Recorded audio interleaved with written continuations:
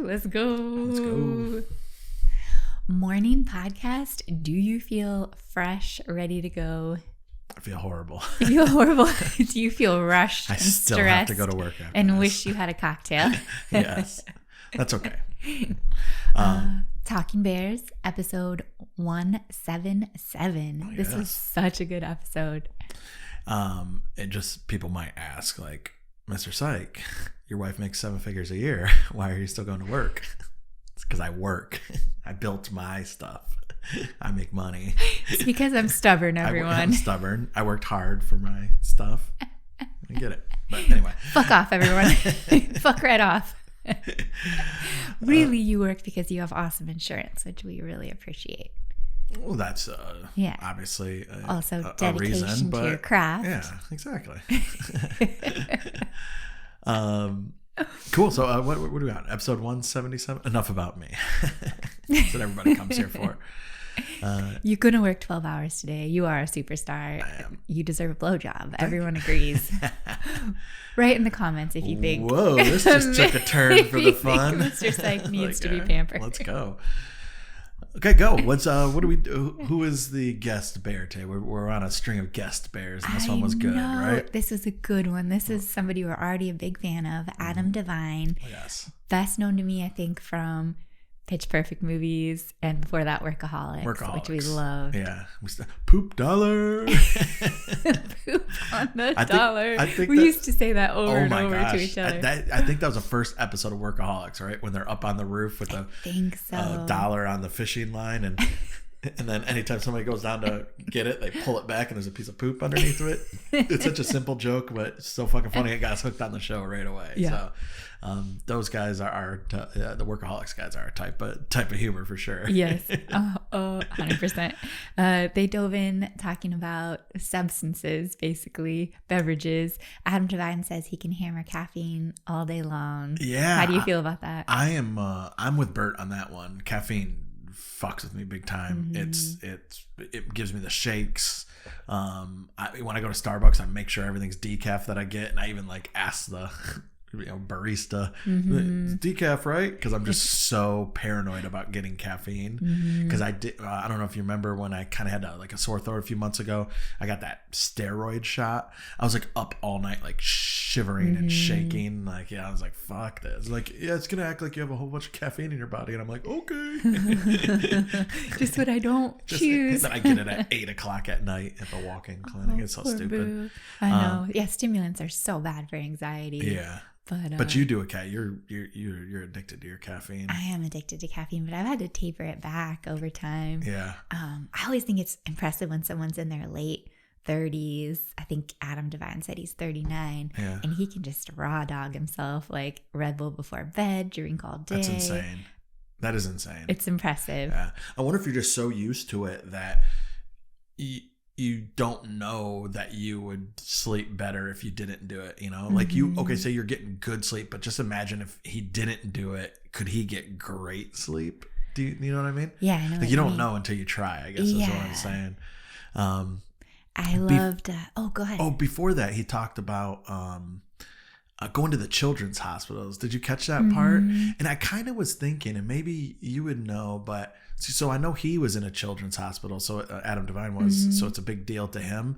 But I was kind of thinking, I was like, well, where would kids in a children's hospital know him from? I mean, he's super famous. I'm not saying but I was like, because most of his stuff is all kind of adult. That's right? a really fair point. I looked it up, and he does do like voice stuff for kids movies. So maybe they would recognize that. I don't have it. I think maybe like something like Transylvania, or something with like little vampires or something. Okay. If I remember correctly. He does have a great voice. Yeah. So I think that's where the kids would probably get a kick out of meeting him. You know what I mean? Because kind of like, bringing Bert or Tom to a children's hospital. You got 5-year-olds. What you can't explain to a 5-year-old. Like, no. This is the machine. Can't do dick and poor jokes. No, not to those 5-year-olds. kids. Yet they're so super famous. You know what I mean? Yeah, so it's like there's that weird line: who can go to children's hospitals and For sure. and who can't. For sure. Like, can you imagine a celebrity? like telling their agent, like, yeah, I just want to do something good. I want to go to a children's hospital, and visit the children and the agent's like, nah. Nah, dog. I don't think you should, man. It's we'll leave that for later. Maybe you should go to an adult hospital, or maybe like a walk-in clinic, or how about an STD clinic? Rehab. Just don't lean in too heavy on your feelings about Xanax. That's funny. Bert said that vodka in the morning, because they were talking about Mardi Gras. Yeah. I loved when he said vodka in the morning sounds like summer camp to him. He was so into it. I'm not a huge morning drinker, so I can't, once you start, you just keep going. So that's a long day of drinking for me. There's no stop in the middle of naps, because I stop in the middle and nap and sober up, I'm done. Yeah, no matter. Unless there's like, so is that your tummy? Yeah. Jesus. Shouldn't have slammed breakfast right before the podcast.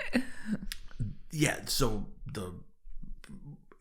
there has to be something really good to get me to re-drink after I've stopped drinking. You know what I mean? And I'm talking like you, like walking in with like 5 smoking hot friends, and you're like, "Baby, we're all going out to Everybody come out with wants us. to party. You're the only guy." And I'm like, "Well, let's fuck it. I'll rally. Let's go." But, it's valiant of you. Yeah, they start. Okay, so we'll kind of whip through this episode.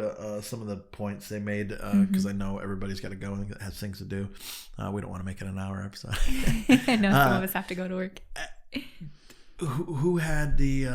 I have a note here about sleeping with your girlfriend for the second time. Oh, it was Adam Devine's point. Did you catch that? I was gonna ask you.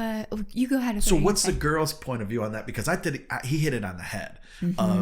What was his line? He's like, you sleep with your girl for the first time. Yeah. Whether you're a virgin or whatever, and then the next day you're with her, and she allows it again, and you sleep together again, and in your mindset, the first time it's like, oh my God, it's happening. It's like how I felt with you, and I exactly remember the second time. I'm like, oh my God, she's gonna let me do this again. It wasn't a fluke, and again, it wasn't a fluke. And for a guy, that I just feel like every guy feels that way when they find like a girl or whatever. What's it like on the girls? I was gonna ask you that too. I think Adam Devine said it's like breaking the seal. You're like, holy shit, now this happens. Yeah, this can always happen. Yeah. I was gonna ask, what was the first thing about sex that just amazed you? And maybe it's that, because Bert said he knew of one couple having sex in 9th grade, and he was just like, whoa, like mind blown. People are having actual sex right now. Was there anything that stands out to you? Like just about the concept of sex, or about me having sex? No, just as you're growing up, something where you're like, oh my God, I cannot believe that. No, I don't think so. I don't remember too much like learning about it or figuring it out. But as a kid, as a boy, you're always gonna find stuff like magazines and under parents' beds and stuff like that. So it's not. But no, nothing blew my mind, other than I guess occasionally, I didn't grow up like in the South, like where Leanne, Bert says it's all about fucking fighting and racing or something, like nothing else to do. But so in my school, if something happened like in middle school or freshman, everybody's kind of like, I was a typical like, what do you call it, dare school, like where all that suburban shit hit us hard. Like, Mothers Against Drunk Driving, dare to do drugs. You grew up deep in suburbia. Oh, so yeah. So it was fucking the military recruiters weren't even allowed in my school until I was a junior in high school. Yeah. I never saw a military recruiter until I was a junior in high school, and I went right to them. And once they were allowed in our school, but yeah, it was because all the fucking parents were like, not my kid, I grew up around a bunch of Karens before Karens were Karens. Does that make sense? No one had identified what was going on, but it was already this is pre-Karen Karens. So yeah, that's it was rife. But yeah, I don't remember anything. But like, what's the girl's feeling of the first and second time? Like, what's your feeling of? My feeling when I slept with you was, oh my God, this girl's the hottest girl I've ever slept with. Her skin is amazing. Like, it's like I'm having sex with a Playboy bunny. And And then I was just like, oh my God, I can't believe that happened. And then like the next night or whatever, we have sex again. I had that same, like what Adam Devine was talking about. I was like, oh my God, this girl's letting me do this again. This is insane. Is this what we do now? Is this what we do now? What was yours to me without embarrassing me too much? I think it must be so different. Were you just going to say, I don't for remember? A girl. I don't remember any of it. No. Oh, that's special. I remember it perfectly, but you remember all the meals we ate before? Yes. Mr. Syke was laying it on thick, just so everyone knows, in a good way. I think it's different for a girl. I don't know. I don't think there's any amazement surrounding it where you're like, oh, wow, now we get to do this. You're just like, oh, cool, we're doing this. This is fun. Enjoy it. No amazement. I'm going to go cry myself to sleep tonight. No, okay, I get it. Yeah. Well, because you guys control everything with the sex. Yeah, right? essentially. Yeah. So you're just like, okay, cool, we get to do it. Yeah. And I was never I was never a rules girl. Like, oh, you have to wait till this date. You have to do this. So it didn't feel like a power position for me, but I think intrinsically, like, oh, like I've given the green light. I can put the red light on, Yeah. Oh, that's cool. Kind of bland. Kind of bland. But good. In a good way. I remember like the first time ever that I had sex, I was 17, and I thought it was going to like hurt or be a big deal because you go through sex ed and you just... Yeah. You learn all the evils. You're not prepared. Yeah, you learn all the evils. You're terrified. I was like on birth control for a year before I ever had sex. Like I was horrified. Prepared. I was prepared. Zombie apocalypse. I'm doing this a year early. I was talking through consent before it was a thing. Like I thought it was a big deal. Yeah. And then when I got there, I was like, oh, that's nice. I'll do that again. Like, let's do it again right away. I just really, really liked it. Were you, without getting too, I don't know what you can like talk explicitly about, but were you, let's say second base is and home run is down there. Were you a second base first, then home run? No, we just went, it was just home run. So you had sex before? Planned for, Okay, so you had sex before you like gave head, basically. And then I backed it up. And I was like, oh, giving head is awesome too. All of these things are great. Why do they terrify you? And all these things are awesome and they feel good. Ladies and gentlemen, never give her drugs. She's still afraid of them. Don't let her find out. Better if she doesn't realize. Better if she doesn't realize. All good. Everything they tell you is bad. It's fucking good. Oh my God. Heroin feels like this? What is this propaganda machine? Going through the suburbs. Depriving children of pleasure. Teenagers. Sorry. Children. Jesus. Sorry. I wrote down here, do you think Bert suffers from imposter syndrome a little bit? Yes. Because of talking about, I'm not talking about maybe his work, but maybe he does with his comedy. But he's usually pretty what do you want to call it? What's the word? Self-aware. Confident with his comedy and stuff like that. Yeah. But with his sex, and he talked about like he had sex and then he had it, and it was just in his mind. I screwed up. I didn't do it again. I didn't do it right. Like being depressed, being in bed with girls and not having sex with them. Yeah, exactly. So for him and for the rest of us guys, do guys have anything to worry about? Like, should they? After they're done having sex, whether it was quick or whatever. So do guys need to look at it like it's the be all end all that they had a bad experience with a girl from a girl's perspective? I think bottom line, everyone is so in their heads all the time. This applies in every situation. You think you say something awkward, and then if you could see it from the other person's perspective, you'd realize they were thinking about their own thing. Yes. Do you know what I mean? Like Adam Devine and his all the medium things joke, which was fucking hilarious. Was a great joke. You would have got it and cracked up, right? Yeah. Like, I would have been all in at that point. If you remember in the episode, Adam Devine's made a joke his first time having sex with his girlfriend after a Blink-182 concert. He played all the small things on the radio to set the mood. And while he was having sex, he just kind of was like, it's more like all the medium things. Am I right? And the girl didn't get it. And then it was just, they kind of just stopped. Such a good joke. I know. So you're saying, back to Bert and being like really self-conscious and being upset with himself after the first couple of times having sex. So guys shouldn't worry about it, right? No, there's nothing to worry about. You can always improve, and you should, like, specifically with your partner, be like, hey, did you like this? Do check-ins, talk about it, go over fantasies, you know. Check-ins while it's going on or check-ins afterwards? That's a big question. Say. That's so case by case, because some girls would hate a guy going, does that feel good? That, yeah. But then other girls are like, I'll just move it a little bit to the left and keep on going. Yeah. But you also can just be like, hey, you know, stop me when I get to something that you like. Yeah. Yeah. Or make me keep going. You mean, don't stop me. Yeah, don't stop. But, you know, stop me. Don't let me change. But it's such a process, and it gets infinitely better over time as you like get to know your partner, know what each other enjoy. Yeah. So no, I don't think there's anything for a guy to worry about. So Bert shouldn't have been in his head. He should have just been like, I had sex. This girl would want to do it again. But he's adorable. He's so sensitive at times, and you don't expect him to be. Yeah. And so focused on love, I think he would freely say. Yeah. I thought you were going to take it in a different direction, because I thought you were going to say career-wise, does Bert seem like does he feel like an imposter? Because I thought it was funny when he said, just kind of off the cuff to Adam Devine, did you think you'd end up here? And Adam Devine was like, yeah.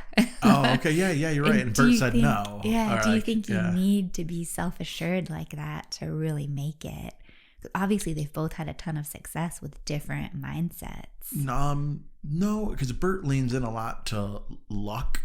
You know what I mean? Because he talks about Kevin Hart, and, you know, when somebody says they're the hardest working, he's also like, yeah, but there's always a little bit of luck. And like he points to his machine story, things like that.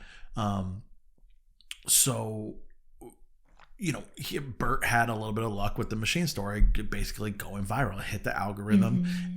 But where his hard work and talent comes in is he had all that content to back it up. So when everybody, and it's same, we saw the machine story. That's how basically we found out about Bert. And that's why I sent you this, the bit. I'm like, hey, you're going to like this guy. He performs without a shirt on and he's got a belly. And then you fell in love. You're like, oh my God, he's my favorite comedian ever. Like, oh, I've never seen anything so funny in my entire life. Yeah. But he had all the content to back up. So once people found out about him, then we're like, oh, he's got a story about Rachel Ray. Oh, he's got this. Oh, he's got that. Oh, here's his new special. Oh, here's all the old clips of him. He's ready to tour right away. So there's a sprinkle of luck. So I don't think he thinks he shouldn't have made it, but he's aware of the fact that there's a very good chance that he never would have made it. You know what I mean? If there wasn't a sprinkle of luck, if that makes sense. But I also think cream floats to the top. So eventually something was catching the algorithm. Eventually something was happening, whether it was a machine story or whatnot. Or if you're out there long enough, another hosting job or something. If you're out there long enough, you're going to make it. Like, and if you're as talented as Bert is, or Tom. So but I think a lot of people have imposter syndrome, and it probably flows through him a little bit, I would say. Yeah. Like career wise. That's fair. He doesn't need to have it, but it's hard to talk somebody out of it. I do it all the time. I have this thing where, you know, with my job, and I get my performance reviews, and, you know, when most people get their performance reviews, it's, you know, below expectations, meets expectations, above exceeds expectation. You know what I mean? There's those little charts. So like every time I do something at work and I do something really good, I'm just like, oh, I screwed that up. I suck. You know, it's then imposter syndrome's going through me. Yeah. But as soon as I get one category of meets expectations on my performance review, I'm like, fuck them motherfuckers. I exceeded. I'm the best. So it's like when I talk to myself, I'm shitty. But when somebody else comes to me with like meets expectations, I'm like, that's fucking bullshit. I am not signing this performance review until that is taken. I'm dead. I love it. But yeah, I was thinking about that in my head the other day when performance reviews came out. I have in here, what's a proper age to lose? Man, there's a lot of sex talk. I just realized. What's the proper age to lose virginity? Is there a proper age? Oh, no, I don't think there's a proper age. They talked about that, right? Yeah. I think if you're in the 16 to 19 is a pretty good time to get it going. Loser range. Okay, yeah, I get it. Yeah. What do you think? What's proper to you? Oh, I was in the loser range. That's a loser too. But if you're slanging at like 13, like, good on you. No, I'm just kidding. There's so much emotion attached to it. I think you need some level of maturity to get it. Yeah, to me, it's all. I don't know. We have kids, so I guess the way I'll explain it to them is A, see if they're smart enough, and B, just talk to them about the consequences, pregnancies and STDs. That's, and when they're at an age old enough to understand all that and then understand the emotions, then that's the age, what I mean? So I don't know. Yeah, I don't really know if there's, but 16 to 19, I fell in there. I think it could have been early my senior year in high school. Yeah. It's pretty old. Really? No. I was 17. I was a senior too. I was 17. Yeah. And I messed around before that, but it wasn't. Yeah. Okay, you're cool. What else you got? This is a little bit jumping ahead, but did it hurt your exennial heart to hear Adam Devine pick Happy Gilmore over Caddyshack and B, call the gopher a hedgehog? Did either of those cut you? A little bit. One of them had a good point about what I think it was Bert talking about Caddyshack. Caddyshack, while it's not like roll on the floor like crack your belly funny type deal, it just provides you and your friends with just so many lines like, you know what he said to me? Gunga, gunga, galunga, gunga, just there's just so many like just little things that you say that carry, like how we quote 30 Rock a lot. I can go home and then quote Caddyshack over and over and over to my friends, and it's just part of normal conversation. You don't quote it and then laugh. You just quote it. Just throwing it in there. Yeah, the world needs grave diggers, ditch diggers, whatever he said about the core. Just I don't know. Rodney Dangerfield in there, like, nice hat. Oh, what do you get, a free bowl of soup with that? Just like little things like that where you just quote or even misquote. Who knows? I might be misquoting. But Happy Gilmore was a fantastic and funny movie. Yeah. Like you actually laughed. It did make really, you laugh really out hard. loud. But I get where they were coming from with that. Yeah. I wasn't too upset about it. I would have easily picked Happy Gilmore too, but I wondered if you would have chosen differently. No. Well, I mean, I probably would have chose differently, but just for different reasons. So I allow different generation. Adam Devine's not that much of a different generation than me. He's just more of like a young, older millennial. But, everybody has their thing. So I'll let it go. I'll let it slide. This time. There was a good Adam Sandler quote in there too. About? Adam Devine pulled it out and he acknowledged he may have been misquoting, but he said enjoying the time, but if you enjoy the time, but if you enjoyed it too much, then the times won't continue. You're gonna because stop having that. you're not gonna have a good career, like that, which makes sense. I think that makes sense all around. Yeah, you have to have that balance. You got all those millennial age and younger kids that they're the ones that created the whole work-life balance thought process, which is really good because you do need a work life. You don't need to be like a baby boomer or World War II, like work. That's all it is. But there's also, they also take it a little bit too far where there's everything is life balance. Like, yo, you need to, you probably need to make more than $35,000 a year to live in this big city there, pal. So, you might want to, take a little second off of life for maybe like 2 weeks and really focus on your work and make sure you got hustle up a little bit. Yeah. I don't know what part it had to be around this time, but they were talking about Zac Efron's his movie with Mike and Dave. Yeah, Mike and Dave Need a Date. And did Bert say when he was talking about that, he goes, I don't know that other guy. Who's that other guy? Yeah. Adam Devine stops. He goes, Zac Efron? I laugh so hard at that. The times where he's really tuned into like an actor or an actress and then has these huge gaps in his like awareness of people are so funny to me. Oh yeah. He was super dialed in on Aubrey Plaza and then just like did it like I don't know that other guy. It's fucking Zac. I mean, Zac Efron's not like Tom Cruise level or anything, but he's a huge movie star and like, you know, things like that. So I just laugh when, because Adam Devine paused for a second. He's like, is he asking about Zac Efron? He's like, Zac Efron? Yeah. And Bert's like, oh yeah, I don't know.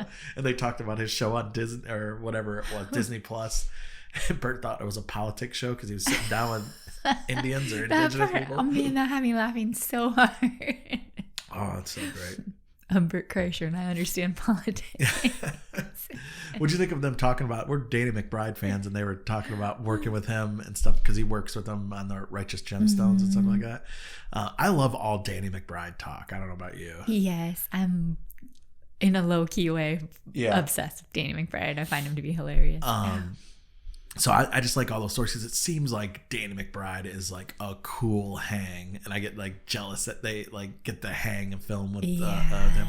I always like his "This Is the End" role when he does with movie he does with Jonah Hill and all them, Seth Rogen, and there's a lot of great outtakes, and Danny McBride's outtakes are just so funny. He seems like he's always hilarious all the time. Yeah. Do you watch The Righteous Gemstones? I watched the first season. I don't know why I think left off on it. Because of COVID or something. It's still going on, I think. It is good. I watched the first season as well. It is really good.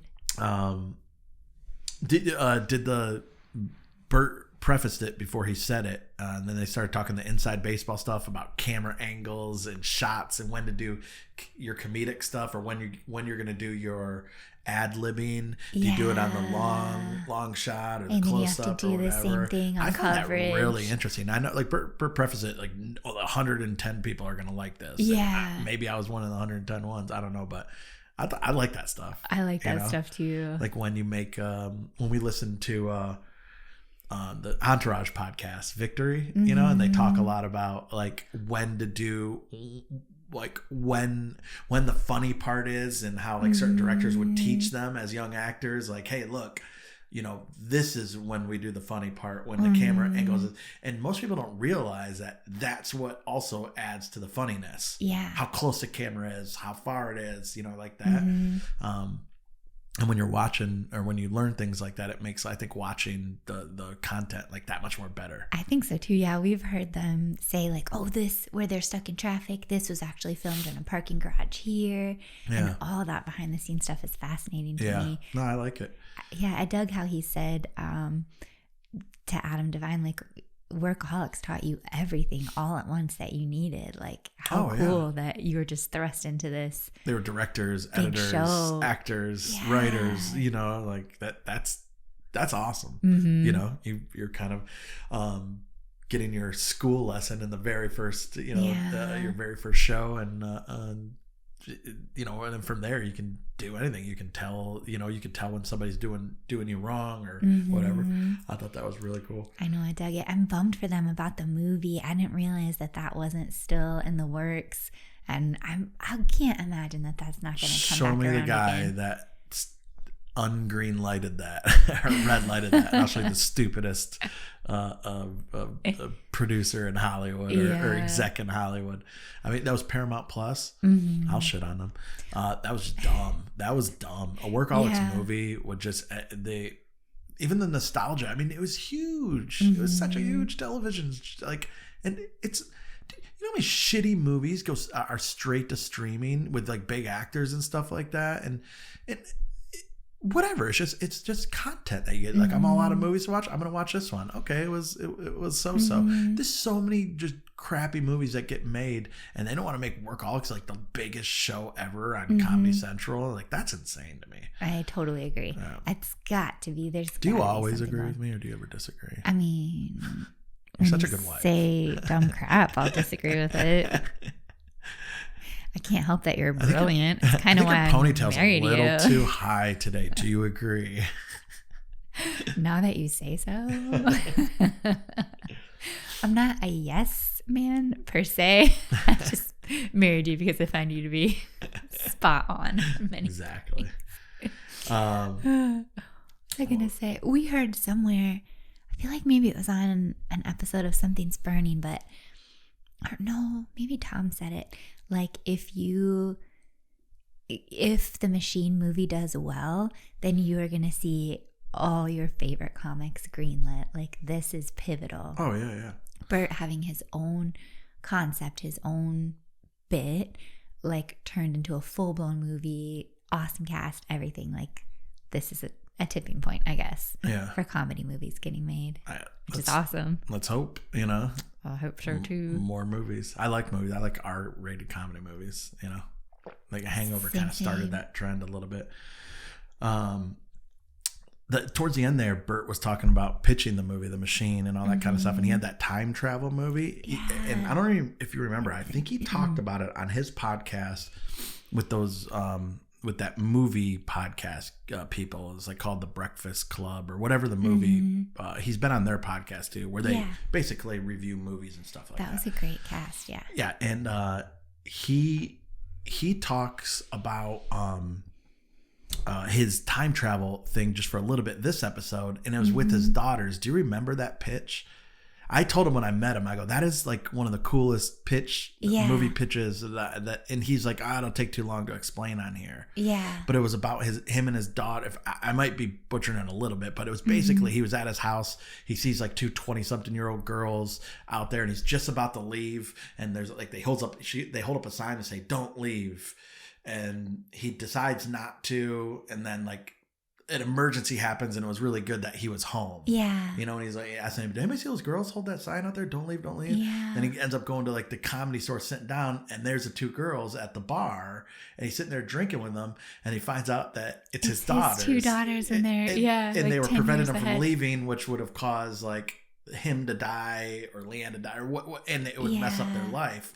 But then he gets on him, he's like, don't you know you can't come back and change things because it affects the whole world? And then, where else did you guys go? And then the whole movie is him time traveling with his daughters back to like Genghis Khan times to prevent something that was supposed to happen there, and then basically just trying to fix all their mistakes. That they made. And I think that's a fantastic plot. I don't know, a goofy guy like Bert traveling with his two daughters to try to fix all their wrongs in time travel, and everything else is going wrong as they're doing it. I think that's a pretty good thing. I hope it ends up being made at some point. So too. I got a little thrill when he said like all three of his ideas were greenlit, and then they ended up going with The Machine, which is separately first one, which is a great choice. So if this one does good, maybe they can do the time travel one. I dig time travel. I will watch anything with time travel. Cool. All right. Well, that was a good episode. I think we got to get going. I know. That was episode 177. I don't know what your prediction was last week, if you thought it was going to be a guest spare or they were going to be back together, but what's your prediction for next week? You think we're going to get a Bert and Tom episode? Yeah, I've been anticipating a Bert and Tom episode. Yeah. I know they're both traveling like crazy. Sometimes I think it's good for them to be away because when they come back, they have more stories. You know what I mean? Because two friends can only share so many stories. Fair enough. So. But then sometimes they deep dive on something random, like a unknown ASM artist, because they have nothing else to talk about. Wait, you're talking about you? Oh yeah, I get it. And everyone's like, "What's this shit?" Enough tooting our own horns. Okay. All right, cool. Good episode. We'll see you guys next week. Yep. All right. Bye. Mr. Syke and Maddy. Stop it. She drinks liquid death, and he is handsome.